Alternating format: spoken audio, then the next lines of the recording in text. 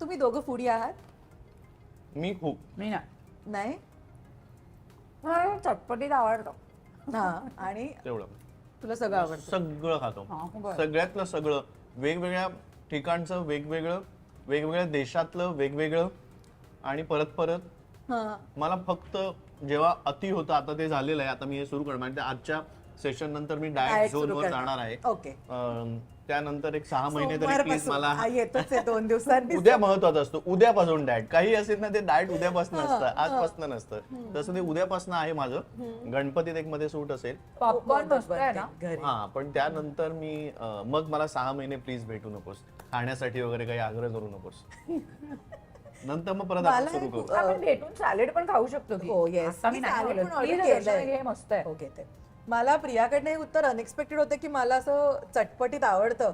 मला वाटलं की ती हेल्दीच खाते फक्त. तर नाही, नाही. खाते ज्या ना, प्रकारे ती चटपटीत कॅरी आवडतं. करते स्वतःला पण ती किंवा खूपच फिट आहे. म्हणजे पर्टिक्युलर आहे त्या बाबतीत. नाही ठरवलं की नाही, चटक लागली की लागतंय. हा, एकदा खाल्लं की ते लागतं. पण ती अदरवाईज खूपच पर्टिक्युलर आहे. नाही म्हटलं की ती नाही खात, आणि खूपच मला म्हणजे गोड खूप आवडतं. ती मला असं वाटतंय, मी ज्या पद्धतीचा फूडी आहे ना, कधी कधी मला प्रश्न वाटतो, तू का जगतेस का?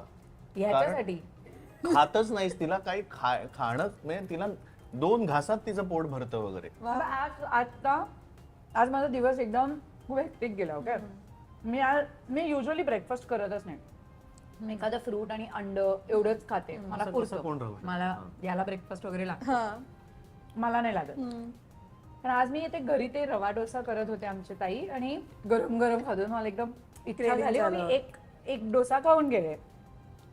तरी आज मला सगळं येऊन निघेपर्यंत उशीर झाला आणि माझा लंच मिस झाला होता. मग मला थरथरायला होतं. माझा लंच फार महत्वाचा असतो. Wear I am coming two is, मला किती सोपं फूड लागतं बघ. आज जेवणाला तोंडलीची भाजी केली होती. वाव. तर तोंडलीची भाजी होती. उमेश म्हटला तुला अजून काय करू? म्हटलं फक्त भात लाव. तर त्यांनी भात लावला, कुकर लावला. भात लावला त्यांनी, थोडासा भात, तोंडलीची भाजी आणि मेथकूट आणि तूप आणि मीठ, एवढं साधं जेवले मी. मी हा आयुष्यात विचार करू शकत नाही. आणि काय लागतो तुम्हाला सांगू, तूप, मेथकूट, भात. भात. उमेश, तू नाही कधी हा विचार करू शकत ना आयुष्यात नाही.